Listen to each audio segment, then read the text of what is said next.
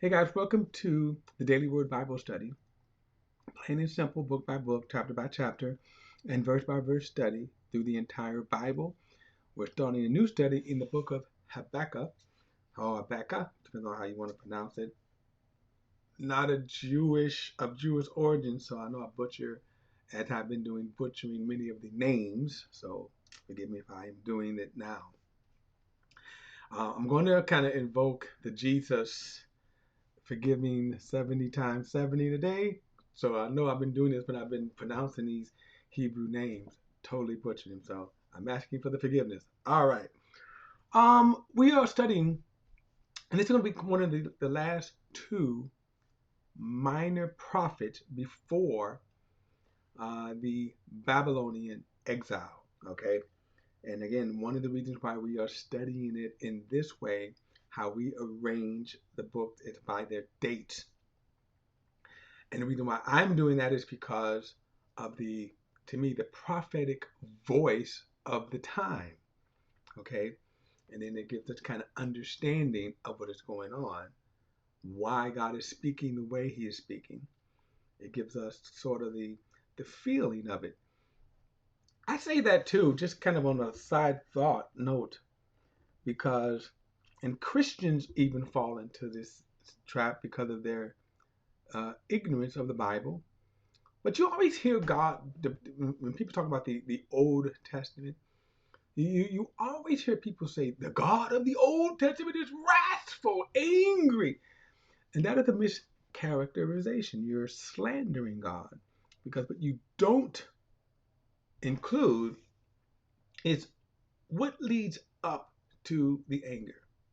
In other words, if you listen to people, he was just angry in the Old Testament. He woke up angry, right? Went to bed angry. That is a mischaracterization because they don't say how wicked people are, what brought them to this place of anger. And so, even with this countdown to the Babylonian exile, let's bring up share my screen here.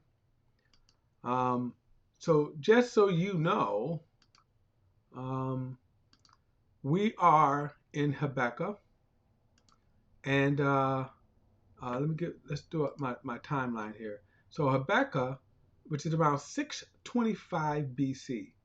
Now God is prophesying, warning Israel not to change. So 625 BC, the fall of Jerusalem doesn't take place until like 50 years. So women, think about this now, 50 years, right? 586. And they're not changing. They're not changing their ways. So this is where we are as far as Habakkuk in terms of the kings. Right around here, Josiah. So think about this.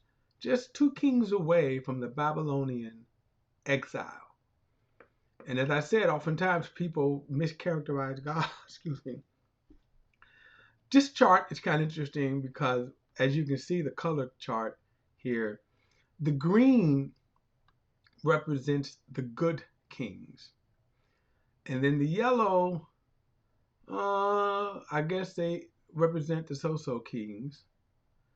And then the pink represents the evil kings. So think about it. Look at this. More evil kings than good kings, right? More evil. Um, um, um, so, um, when people say God, the angry wrath, Old Testament God, they're not talking about what drives them to that. All right, so let's go.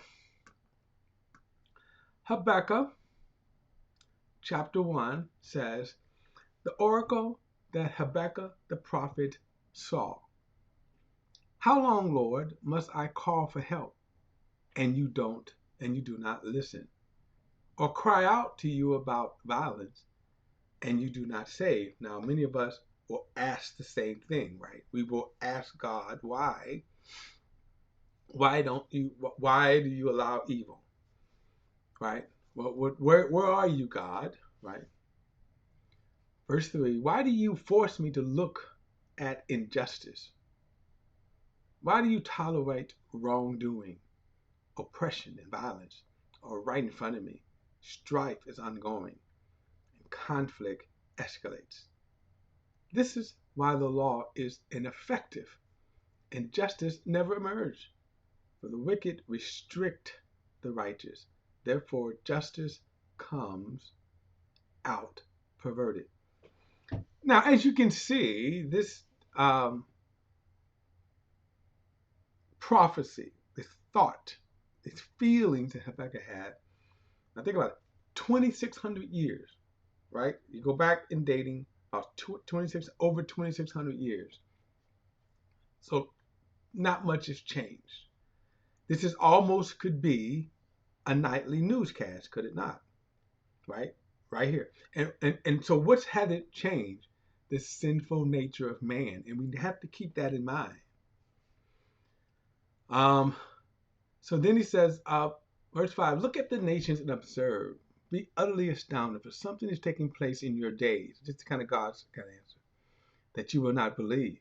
And when you hear about it, look, I'm raising up the Chaldeans, that bitter, impetuous nation that marches across the earth, open spaces, to seize territories not its own.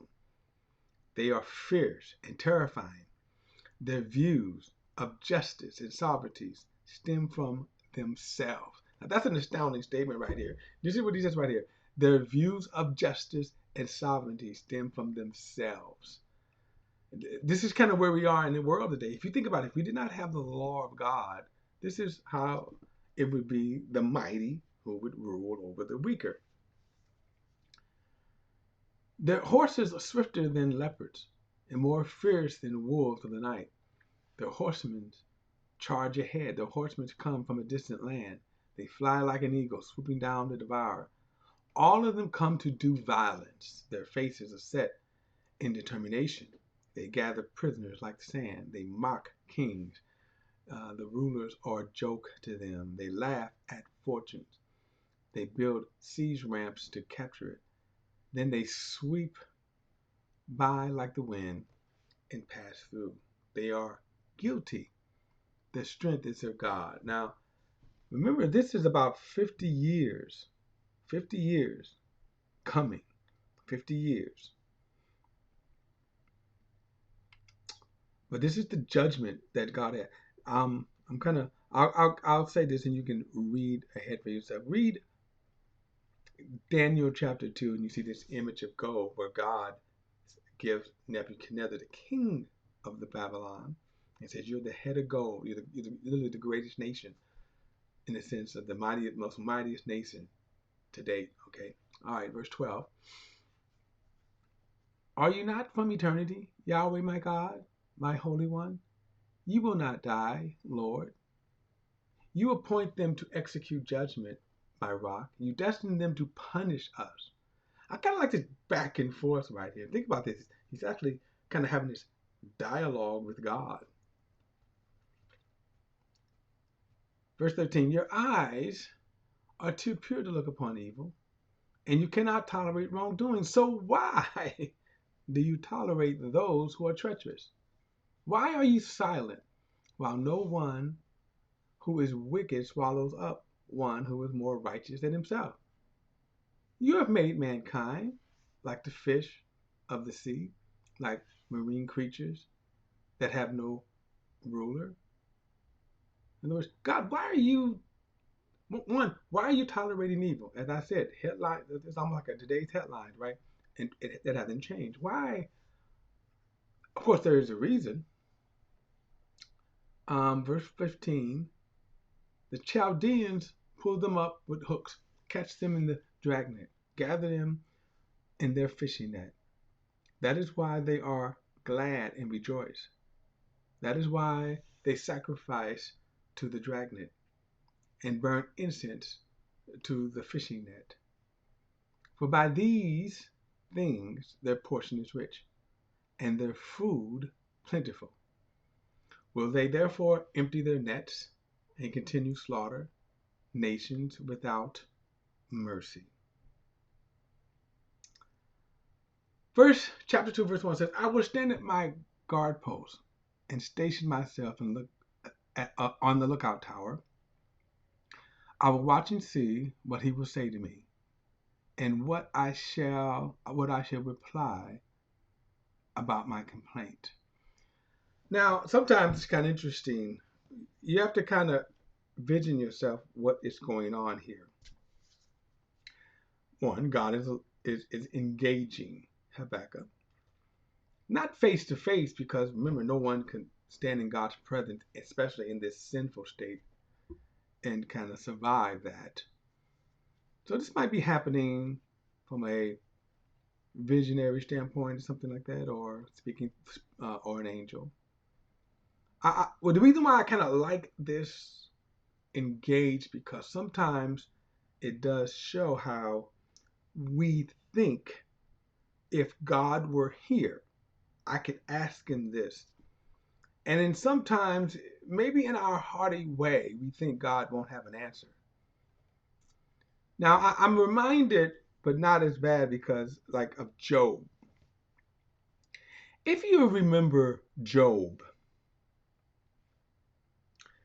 Job, in fact, Job, God's purpose for Job,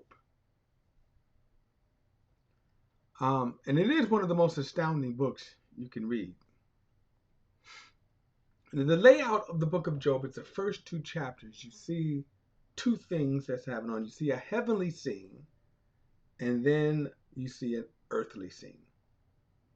So in the heavenly scene, you see Satan comes up to God. You see the sons of God, which really are kind of identified as angels, that are presenting themselves before God. Satan comes in the midst of that. And of course, there's a whole lot of questions that could be answered with that, right?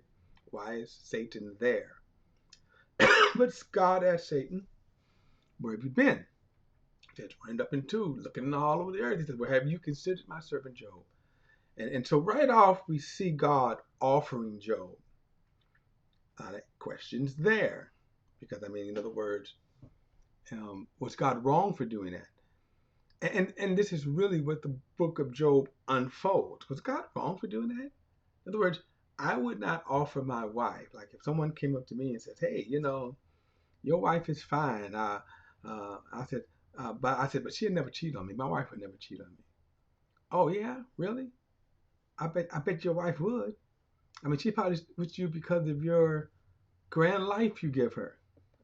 She's probably laughing as she watches. But anyway, I said, no, well, she wouldn't cheat on me. I tell you what, let me send all the most finest men. I tell you what, I'm going to set you up. I'm going to I'm going to say, hey, honey, I'm going to give you a spa day. And then I'm going to let all the fine men come and see if they can seduce my wife. I wouldn't do that. I would not do that, even though I don't think my wife would ever be unfaithful. She's human like anybody else, but no, I don't think she would be. But I would never test her that way either. But yet at the same time, we see God testing Job. Here, have you considered this is the most righteous man on the earth? He wouldn't. So then he says to God says, Satan says to God, well, yeah, I tell you what, you take that hedge around him, I'll make him curse you to your face. God said, nah, go do your best, just don't kill him.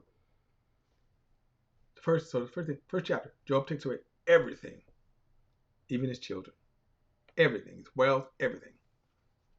The next scene again is back in heaven, and God says, "What's up? He didn't curse me to my face." He said, "Okay, yeah, you got me on that, but this is Satan talking. You got me on that, but take his health away. He'll curse you to your face." He said, "Go ahead, afflict him, but you can't kill him." And then all of a sudden, Job broke out with boils, and his health just deteriorated. So then the rest of the book of the the rest of the chapter between chapter 3 to 36, I believe it is, there's this big discourse between Job and his friend that they were trying to say to Job, Job, this happened to you because you sinned. Come on, Job, just admit it. And their whole point was just admit it. Hey, Job, all we want you to do is to admit you sin. And Job was like, no, I didn't sin. I did nothing wrong. I did absolutely nothing wrong. Right? Um, so my point is that but in the midst of this, Job did go wrong because he started charging God foolishly. His thing was he kind of like, well, wait a minute, I know I didn't do anything wrong. If God was here, if God was here, I would ask him. Now, Job never got, I would, curse God or anything like that, but he's like, I just want to know why things went bad for me. I was doing everything right. Now, let me just, in the end, God never explained himself to Job. He never explained himself to Job. There were things Job was not aware of. And that's where the problem where we get in at is that, well, God, why did this happen? And if you get haughty enough to think that you could question God when you don't have all the facts. And I oftentimes tell people this, that you don't have all the answers. Why did God allow, you take one of the most, what people think is the most devastating um, charges against God is, well, why did God order Israel to kill all of the, babies, innocent babies? Well, you don't have enough information. And so here you see Habakkuk is asking God, why, right? Why? Why are you allowing all of this here? And then, of course, why is God allowing the Babylonians to come, right? Why is God allowing the Babylonians to come? Verse 2 says, the Lord answered me, write down this vision clearly, inscribe it on tables so one may easily read it. Now I'm going to stop here because I'm running out of time here, but I want you to see something here. This is why my challenge to you, my encouragement to you, read all of scriptures, because see, you're going to come across statements like this. And again, this is a sidebar here. It's kind of not to study, but also it does say something when he says, write down this vision. So here, write down the vision, clearly inscribe it on tablets, so one may easily read it. Now I say that because, and I'm gonna close off with this. Whenever you see these jackleg false prophets, people who say God spoke to me, one of the defenses that they will try to put forth to try to cover up their false prophecies is that God speaks in riddles, dark visions. And the idea is that only a few chosen, like myself, can understand these dark visions. No, you're a false prophet. Because notice here what God says. Write it down so one may easily read it. The purpose of prophecy is that we can understand and read it. The purpose of prophecy is to understand. The purpose of prophecy is not to be so mysterious that only a few people have the secrets of knowledge. And by the way, the knowledge that they so-called have, lame is I don't know what. Okay, lame is I don't know what. So whenever anybody tells you that the deep revelations, right? I want deep revelations. They're not seeking the God of the Bible. Okay, they're not seeking the God of the Bible. Right away, I'm not a cursing man, but they on some BS. Okay, all right. All right, guys, don't forget to like and share this video and subscribe to BP, the Bible Perspective. And as always, if you have a thought or comment, add it to the comment section below. All comments are welcome, and I'll see you in the next study.